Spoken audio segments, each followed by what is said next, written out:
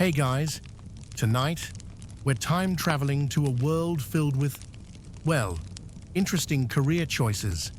I'm talking about ancient Rome, but not the gladiators, emperors, or philosophers you're thinking of. No, tonight we're diving into the life of Roman prostitutes. Yep, the ones who made their living in the world of love, lust, and let's face it, questionable hygiene. So before we start, do me a favor, like the video if you enjoy this odd little journey and subscribe if you think I'm doing something right, but only if you actually like it. I'm not here to guilt trip you, just to entertain. And hey, leave a comment telling me where you're listening from, because I just have this feeling that someone is definitely listening to this while making lasagna in the kitchen at 2 a.m. Now, dim those lights, put on a fan for that soft white noise, and get comfy. Maybe you want to pull the covers up a little higher, because in ancient Rome, people weren't exactly known for their personal space. All right, think about this. Have you ever wondered what a day in the life of a Roman prostitute actually looked like? Was it all luxury and wine? Or was it more like this, sitting on stone benches, wearing weird outfits, and being asked to pretend you know what the term gentleman means?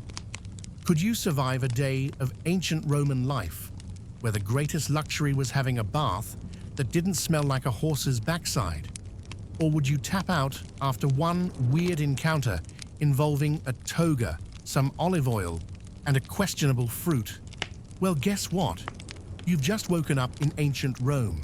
It's the year 100 AD, and you're about to experience a day in the life of a Roman prostitute. Good luck.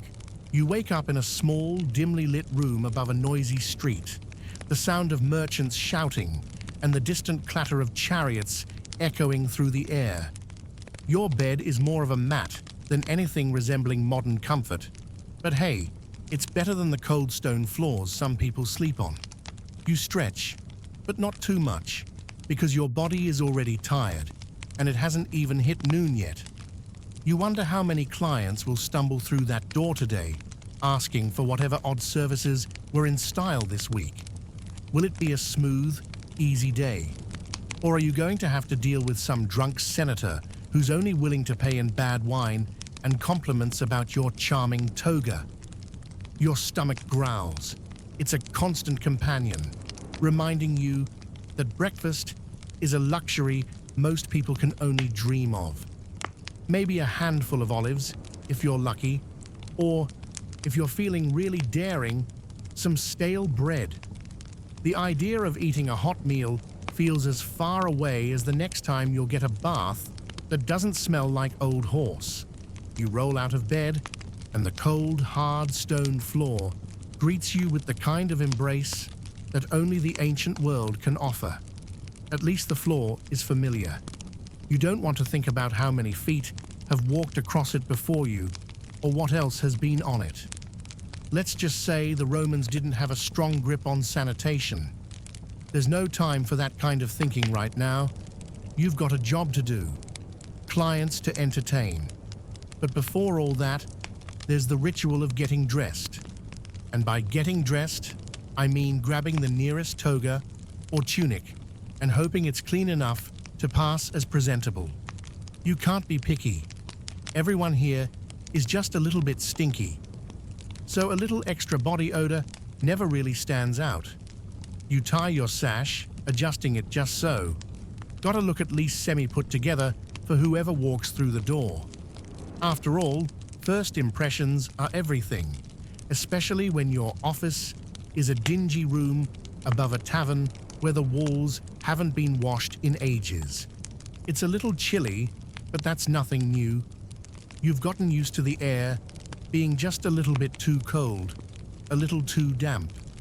The weather in Rome has a mind of its own, and pleasant isn't always the word you'd use. At least the street outside is bustling with activity. The sounds of the city are oddly comforting in a way. The hustle and bustle of commerce The chariots scraping against the cobblestones, the shouting of the hawkers trying to make a quick denarius, selling their wares. It's like a weird soundtrack to your day. You'd miss it if it were ever quiet. And then there's the fact that, even though you're technically off for the moment, your mind is already working overtime. Who's going to knock on your door first? Will it be the soldier who spends his paycheck on olive oil and perfume just to smell like a Roman senator? Or maybe the merchant who talks too much about how much respect he has in the marketplace, but can't seem to respect anyone else? You try not to get too caught up in the anxiety, but it's hard to ignore the mounting sense of dread that creeps in with every hour that passes. Will today be a good day?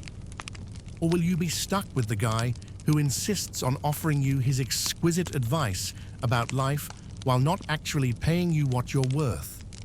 As you tie the last knot on your tunic, you take a deep breath. It's time to make your way down the creaky stairs and open the door to whatever fate decides to throw at you today. You might as well face the day with some semblance of optimism, right? After all, you've made it this far, and that's saying something. A day full of strange requests and awkward conversations is better than no day at all. You step outside, the noise of the street hitting you full force. There's a market in full swing, right beneath your window, with the scent of grilled meat, fresh bread, and questionable cheeses filling the air. As much as you'd love to enjoy a nice breakfast, you're more likely to find yourself chasing after a client who just spilled wine all over his toga.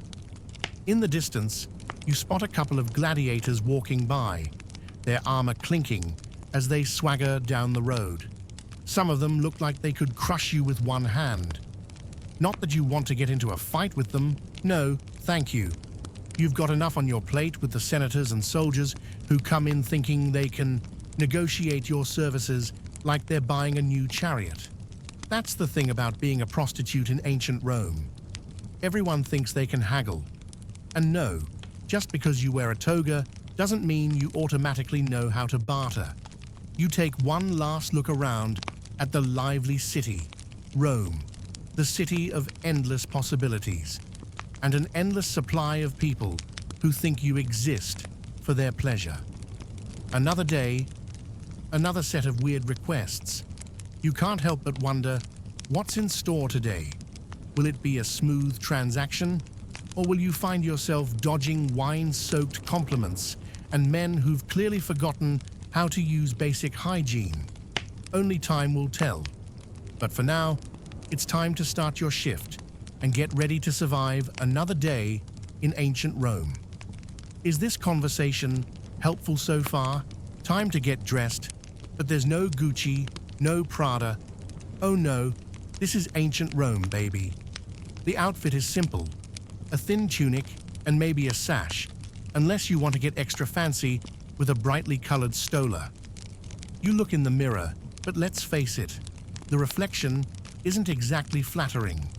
You've got a few wrinkles, maybe a little bit of leftover makeup from last night's client who insisted on more olive oil.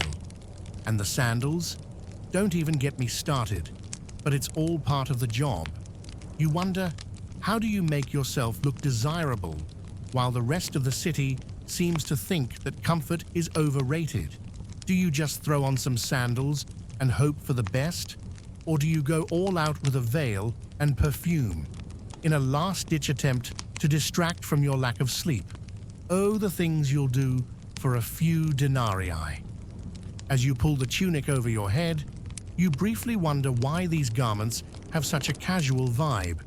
It's just a thin piece of cloth with a hole in it, tied together at the waist by a string. The Romans certainly didn't have fashion designers.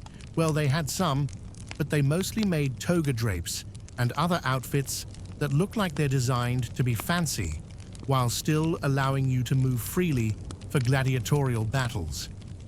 Not exactly ideal for a day of subtle seduction, but hey, you work with what you've got. You give a little tug to the fabric, adjusting it to cover the spots that are maybe a little too exposed. just enough to make sure that you look presentable to the potential clients, but not too much that you can't still grab their attention. You reach for your sash, which, honestly, is probably the most elaborate part of the whole look. A few twists around the waist, and you're good to go. You've seen some of the other women around town try to spruce up their outfits with a bit more flair. Maybe a flash of color, maybe an embroidered edge, but today's just not the day for extra effort. You just want to get through the day without being the subject of some gossip, or worse, someone pointing out that your sash is crooked. The last thing you need is to be remembered for being that girl who couldn't even tie her sash right. That would be a career killer. Next up, sandals. Ah, the sandals. You look at them and they just seem to mock you. These aren't the comfortable slip-on sandals you dream about wearing in some future more luxurious life. These are rough-hewn leather straps that barely cover your feet. You don't even want to think about how many times they've been repaired. One wrong move and you'll probably trip over your own feet. You stare down at the sandals, debating whether you can get away with walking around barefoot. But no, you remind yourself, ancient Romans did have some standards, and bare feet might send the wrong message. Or maybe it'd be an even worse message, something like, "I'm too tired to even bother with shoes." It's a no-win situation, really. And then comes the perfume. You grab a tiny vial of it and gently dab it behind your ears, on your neck, and even in the small of your back. You could go overboard, sure, make it a statement. But if there's one thing you've learned, it's that subtlety is key. Too much perfume, and you'll end up smelling like a walking flower shop, which, let's be honest, isn't ideal when you're about to have awkward conversations with sweaty men who may or may not have spent too much time in the public baths. A light touch will do the trick. You'll smell good enough to get noticed, but not so good that they think you're trying too hard. It's all about balance. You want to be irresistible, but not in a "I'm a desperate, cloying flower" kind of way. Finally, the veil. Ah, the veil. The pièce de résistance. Some women wear them for modesty, others for fashion. But you wear it because it's an ancient Roman tradition that somehow also seems to make everyone think you're a little more mysterious. You drape it over your hair, allowing it to frame your face like the soft, slightly see-through curtain it is. It's not much, but it's something. The veil is supposed to suggest modesty, but you know the truth. Underneath, it's just fabric and expectation. Still, it gives you a sense of power. It's like a little armor. When you put it on, you feel a little less like the tired, grumpy person who just woke up and a little more like someone who might actually survive the day. You take one last look at yourself in the mirror, or what passes for a mirror. A small, tarnished piece of metal that distorts your reflection like a funhouse mirror at the local market. You're not glamorous, but you're functional. You're not stunning, but you're definitely, well, alive and presentable. You give yourself a final once-over, a small sigh escaping your lips. In ancient Rome, being presentable isn't about looking like a goddess. It's about making sure you don't look worse than your competition. And right now, this is the best you can do. You're ready, more or less, to face another day on the job. At least your sandals haven't broken yet. Oh, here they come. The clients, the bread and butter of your day. They enter one by one, some slow and cautious, others way too confident, as if they think they're the only one in the entire city who knows how to negotiate for a little fun. You wonder, how many of these men actually know how to talk to women? Most of them seem more interested in showing off their important titles and bragging about their latest trip to the baths. How many of these guys just need someone to listen to their complaints about their wives, and how many of them are just trying to get out of paying for the service entirely by bringing up the Roman economy. At the end of the day, it's a job, and just like any other job, you have to deal with the weird, the awkward, and the downright bizarre clients that wander through your door. You hear the first knock. It's soft, almost apologetic, like he's not entirely sure if this is the right place. You open the door to find a middle-aged man in a tunic that's clearly seen better days. His sandals are scuffed. His hair looks like he's been wrestling with a bucket of olive oil, and his eyes dart nervously around the room. Hi, he says, shifting on his feet like he's trying to convince himself this is a good idea. I heard you offer companionship. You force a smile, offering him a seat. At least he's polite.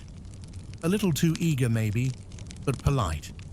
As he sits down, he starts talking about his extensive knowledge of Roman history, trying to impress you with his intellect. Because what says, "I'm a great lover," like explaining the intricacies of Roman politics, right? You nod along, pretending to care, but inside, you're wondering how long you can nod and smile before you actually start falling asleep. When he eventually wraps up his monologue about Cicero, you're left thinking, is this what they do when they can't get a date? The next client is a completely different breed. He enters like he owns the place, chin held high, shoulders squared. This guy's got the kind of swagger that says, "I'm important and you should be honored to be in my presence." His toga is too fancy, a little too stiff, and you can already tell he probably spent half his morning in front of the mirror, adjusting it just so. He starts bragging about his recent promotion to some low-level governmental position. Something about grain distribution. You try to hide your yawns as he tells you, in excruciating detail, how important his job is. He also mentions his wife a few too many times for comfort, which makes you wonder if this whole thing is just a cry for attention from someone who's clearly starved for validation. You also start to wonder if he's just here because he needs someone to vent to. Well, he continues, she doesn't understand how important my work is, you see. Not like you. And there it is, the classic line, the one where they try to flatter you by saying you're better than their spouse, even though you both know it's just code for, "I just need someone to talk to." This isn't your first rodeo. You know the drill. They all need something, whether it's escape, attention, or just a distraction from their own miserable, self-absorbed lives. They come to you for something. Sometimes it's a simple service, and other times it's something much deeper. Then, of course, there's the one guy who tries to haggle. He's probably been spending all morning talking about the Roman economy, trying to convince himself that the collapse of the currency will mean you should charge less. Sure, the empire is falling apart, but I'm a good customer, he insists, grinning as if his words make any sense at all. He tries to argue down your rate by offering you half the usual amount in denarii, and you're just about to make a sarcastic comment about how much he understands economics when you decide to let him have his way. You can't be bothered with a fight today. At least he's not asking for a refund, like some others. By midday, you've seen a few more clients, some with a little too much self-importance, others who are just too embarrassed to look you in the eye. And then, there's the guy who smells so strongly of fish that you start wondering if he's carrying an entire ocean in his toga. Maybe he's the Roman equivalent of that guy who shows up to dinner parties and sits too close to you. He talks about how much he loves the sea, how he dreams of fishing all day and becoming a sea captain, and you, poor soul, are stuck listening to his plans for an ocean-based empire. You're just trying to stay polite, though every part of you is screaming for some fresh air. You offer a polite "uh-huh" as he finishes his monologue, thankful that he at least hasn't tried to sell you fish. As the day goes on, you start realizing that every client is a little bit of a puzzle. They all come in expecting something from you, whether it's companionship, attention, or just a chance to be heard. Some of them make you laugh, some make you cringe, and some just make you wish for a long nap. But in the end, it's all the same. Another round of weird, awkward, and sometimes bizarre encounters with men who can't quite figure out what they want or who they want it from. And you?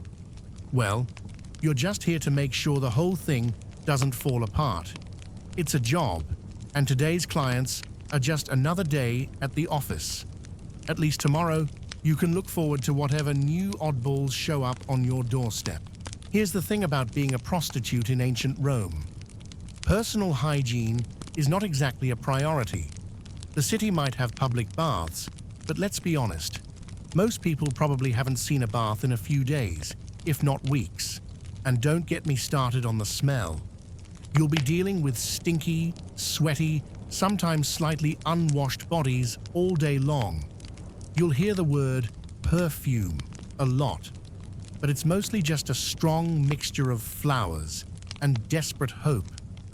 You'd think there'd be some kind of soap, or at least a fresh towel, but nope, it's just a rough cloth and the hope that whatever you've got on your face will hold together for one more hour. It's like trying to clean yourself with an old sock, or worse, a pile of gritty sand. But hey, that's what Roman life is about, right? Now, you're probably wondering, how do you even survive a day like this? Well, barely is the short answer. You start your day already thinking about how you'll try to avoid the smell of sweat, oils, and who knows what else that'll inevitably assault your nostrils. Every client comes with their own particular scent, most of them not pleasant. And the worst part, you can't really do anything about it. Imagine having to endure that for hours on end. And it's not just your own body odor, but that of every single person you interact with. And let's be real, nobody in ancient Rome is really into deodorant. They've got perfumes, sure, but they're more about covering up the stench than actually cleaning themselves. So, when it's time to get down to business, you may find yourself inhaling the most bizarre concoction of smells that you can only describe as eau de desperation. You've tried the public baths. Oh yes, everyone's heard of the baths. But those aren't exactly the respite you'd hope for. Sure, it's an entire building devoted to soaking and scrubbing, but good luck getting a nice clean bath when it's packed with sweaty men and women, all elbowing each other for a turn at the water. Plus, the Romans had this interesting habit of lounging in the water with the company of public gossip, occasionally tossing in some olive oil and dust to exfoliate their skin. Yeah, very hygienic. And since there's no telling how long it's been since anyone has scrubbed the place down, it's hard not to think of it as just a big glorified swimming pool where, frankly, you're just hoping to not catch some random rash or disease from your fellow bathers. Once you're out of the bath, freshened up a little, you'll realize something. You're still sticky. In fact, you're probably still sticky from the first bath of the day. Rome isn't exactly a place where you can hop into a clean, fresh shower anytime you want. So, you'll rely on a bath of your own creation. A rough cloth, a little water from your jug, and maybe a drop of perfume to mask the fact that you can't even properly wash your armpits. Ah, the joys of the ancient world. If you're lucky, you'll have a fresh tunic, but let's be honest, it'll last all of 5 minutes before it picks up the lovely scents of sweat, perfume, and whatever else the marketplace decided to throw into the air today. But the fun doesn't stop there. The real kicker is when you have to deal with your clients, who, let's face it, are all in various states of cleanliness, or lack thereof. A good portion of them probably haven't seen a bath in days, if not longer. And these are the same people who expect you to be fresh and delightful. Oh sure, you've got your lovely little bit of perfume to mask the reality. But when someone's body odor is competing with the floral scent of your own, it's not exactly the romantic atmosphere you were hoping for. There's nothing more awkward than when your client, who's been wearing the same toga for far too long, leans in to whisper something sweet, and you realize his breath is so bad, you're almost tempted to offer him a mint, which, by the way, didn't exist back then. At least when you get to your own space at the end of the day, you can relax, or at least try to. You slump into your own tiny bed, still feeling the residual stickiness from the day, but too tired to do anything about it. The bath that you so desperately need, well, maybe tomorrow, or the next day, or the day after that, depending on how busy you are with clients who think they know better than to ask you for favors just after a marathon of gladiatorial fights. Could you maybe wash your feet before that next session? At the end of the day, hygiene becomes this distant dream, something that might happen if you're lucky enough to grab a few moments for yourself. But in Rome, personal cleanliness is more of a luxury for the elite than a basic necessity. So you settle into the fact that you can't fight it. You've got work to do, and smelling faintly of roses, or, the marketplace is part of the job. So, where are you from? A classic. The type of question that makes you want to scream. You didn't sign up for small talk, but here you are, nodding and trying to stay awake while some random dude talks about how much he loves the countryside or his latest toga design. You're honestly not sure if they're asking for your opinion on the latest gladiatorial games or just trying to make sure you didn't completely zone out. The conversations are always the same, dull, tired, and occasionally very, very strange. Did you know that my horse has the same name as my daughter? One client says. You blink. That's nice, you respond, half checked out already. Will it ever end? It's always the same questions, over and over, like a broken record stuck on the most boring track. You'd think that by now, you'd have heard every weird thing anyone could possibly say. But no, every day brings new surprises, new oddities, and somehow even more mind-numbing small talk. They just keep asking about your life, your past, your hopes, your dreams, as if they actually care. You already know they don't. They just need someone to listen to their rambling thoughts, which they clearly haven't been able to unload on anyone else. And since you're the one getting paid for it, well, you might as well act like you're interested, even though you're already mentally checking out after the first few minutes. One client, an older man who looks like he spends more time polishing his sandals than anything else, insists on telling you about his big project. You assume he's talking about his business, his family, something important. But no, this big project, it's his garden. He talks for a solid 15 minutes about the perfect soil conditions for growing figs. The figs are magnificent this year, he says, pride swelling in his chest. You should try one sometime, if you don't mind getting your hands a little dirty. At this point, you're pretty sure you've heard the entire life story of every fig he's ever grown. You give a nod, smile, and murmur something that sounds vaguely positive. You're not sure what you said, but it's probably fine because he doesn't seem to care either way. Then there's the guy who's obsessed with his very specific collection of antique scrolls. He can't stop going on about how he's been collecting them for years, how he's got scrolls from almost every province in the empire, even Egypt. You try to be polite, but your mind starts to wander, wondering if anyone has ever cared about someone else's scroll collection. Ever. You've already tuned out, your brain moving on to more pressing matters, like how much longer until this conversation ends, and whether you'll survive the inevitable mention of the upcoming gladiator games. Will you finally get to the point, or will he go on about scrolls for hours? The strangest part, though, is when they start sharing way too much personal information. One man, with a far too long toga that keeps dragging behind him, proudly proclaims that he is well known for his tactical advice. He spends the next 20 minutes explaining how he's saved the Empire from numerous failures in battle. You try to act like you're so impressed by his war stories, but inside, you're mentally planning your escape. The worst part? You have absolutely no idea how this man, who looks like he's barely seen a battle, could have been in charge of anything. And yet here he is, acting like a military genius, in between random requests for more wine. You wonder, how does this man even find his way out of the tavern, let alone win battles? There's always the client who insists on taking the conversation into even stranger waters. He'll be talking about his children or his wife, and then suddenly, out of nowhere, he'll shift to some bizarre comment like, "You know, my horse really knows how to dance. Have you ever seen a horse dance?" You blink. A horse? Dancing?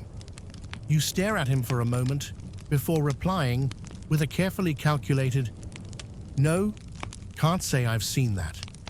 He's clearly waiting for you to engage in this magnificent tale about the dancing horse. But all you can think is, why? Why do you have a dancing horse? And why on earth do you want to tell me about it? And then there's the client who tries to impress you by casually dropping random facts about the Roman Empire. Did you know the average Roman meal consists of olives and bread? And don't get me started on the wine. It's as if he thinks this is your first day in Rome, and you've never heard of olives. You're pretty sure you could recite the entire history of Roman meals at this point, but you nod along, pretending you haven't been living in this empire for years. He continues on, mentioning every single historical fact he's learned in the last week. The whole time, you're just hoping it'll end soon. As the hours drag on, the same pattern continues. Client after client, rambling on about their day, their achievements, and their very peculiar obsessions. It's like they all think they're the only person in Rome who knows how to carry on a conversation. You keep your polite smile plastered on, nodding and pretending to care, all while secretly counting the seconds until this strange, endless loop of awkwardness ends. Because no matter what they talk about, whether it's their ridiculous collections or their obsession with their horses, it's all the same. The conversations are never exciting, never stimulating, just strange and exhausting. But hey, at least it's a job, right? The day winds down and you count the coins, trying to make sense of the jumbled mess of transactions. It's never exactly as glamorous as the poets make it seem, but it's a living, right? You can't complain too much. Well, except for that one guy who insisted on paying you in olives. You're not even sure how that works. You think about what tomorrow will bring. More of the same, more weird clients, and definitely more smelly moments. The only upside? You're getting paid for it. And when it's all over, you'll probably retire to your bed with the same nagging question lingering in the back of your mind. What's the deal with all the olive oil? As you sit there, turning the coins over in your hands, you start to reflect on the day. It's never the way you imagine it when you first wake up in the morning. Somehow, it always feels like a series of strange, disconnected moments. One awkward conversation after another, punctuated by that faint, persistent odor that no amount of perfume can cover. And yet here you are, with a few extra coins in your purse, ready to crawl into your bed, which you can barely remember how to appreciate. It's not like you're rich, not by a long shot, but at least you'll be able to eat tonight. That's something, right? You're half tempted to buy something special for yourself. Maybe some bread or a cup of that weird wine they keep trying to pass off as fine. But then you remember how much of that strange, sour stuff you've already had today, and you sigh, realizing you don't even care about it anymore. It's just part of the rhythm now. Work, eat, sleep, repeat. The cycle is relentless. And while the coins are a decent reminder that you're at least surviving, it's hard to shake the feeling that you're only moving further away from something that feels like a real life. There's no time for fancy dinners or leisurely walks through the city. There's only work and the endless parade of strange people who treat you like an object to be used. As the last client of the day finally drags himself out the door, you make your way to your little corner of the room where your bed lies waiting, if you can call it that. It's not much: a thin mat, a rough blanket, and the quiet sound of the street outside, where merchants are packing up their stalls and shouting one last time before they call it a night. You try to find comfort in the simplicity, but it's hard to feel at ease when you know tomorrow is just going to be another repeat of today. More strange encounters, more awkward small talk, more odd requests. The thought lingers with you, nagging at the back of your mind like a fly buzzing in the corner. What else is there to this life besides getting through the next day? You look at the coins one last time before slipping them into your pouch. There's always something about handling the coins that makes everything feel real. It's a small comfort, like finding a piece of chocolate in your pocket after a rough day. It's not much, but it's yours. You earned it. But as you finally close your eyes, preparing for the momentary escape that sleep provides, a new thought crosses your mind: the olive oil. You can't stop thinking about it. The client who paid you in a jar of the stuff, with a wink and a nod like he was giving you some great treasure. You shake your head. It's so typical. Why olive oil? Was it a joke? A test? Maybe it was his idea of a fancy payment. Who knows? The entire encounter felt absurd, but somehow it wasn't the weirdest thing to happen today. Not by a long shot. You roll over, pulling the blanket tighter around you. At least you can count on one thing. Tomorrow will bring a whole new set of strange and bizarre moments. Maybe you'll get paid in more odd currencies. Or maybe, just maybe, someone will finally hand you a decent tip in real coins. But that's probably wishful thinking. For now, though, you close your eyes, the day's strange experiences already blurring into the fog of sleep. Another day in ancient Rome has come to an end, and you're left to wonder, if only for a moment, what the heck the deal is with all the olive oil. So, tonight, as you settle into your cozy bed, hopefully free of olive oil stains and weird payments in strange commodities, take a moment to appreciate the simple pleasures of modern life. Sure, ancient Rome might have had its grandeur with its gladiators, its emperors, and its public baths. Though, let's be real, the baths were more like a social experiment in how long you could stand the smell of unwashed humanity.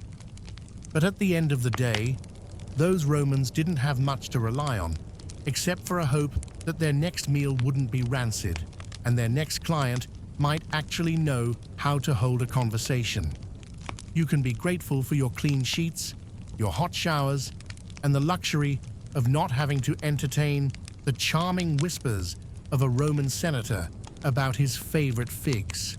You can thank your ancestors, who somehow survived through all that nonsense to give you the relatively stress-free life you live today. Because while history is gross and terrifying, it's also proof that people are stubborn, hopeful, and often kind of ridiculous in their pursuit of comfort. As you drift off into sleep, maybe whisper a quiet thank you for your modern comforts. No more battles with harsh perfumes or strange currency. No more negotiating with guys who think their horses are more important than their wives. Just the peace of your own space, your own bed, and the quiet of a world that doesn't smell like old sandals and unwashed togas. Tomorrow, the world might throw you a new set of challenges, but for tonight, you can rest easy knowing you don't have to deal with another day of weird Roman clients and strange barter systems. So, get some sleep and know that in the grand scheme of things, you're living in the luxury of clean bed sheets and endless supply of toothpaste. Sleep well, and remember, history might not have been glamorous, but it's still pretty funny to look back on.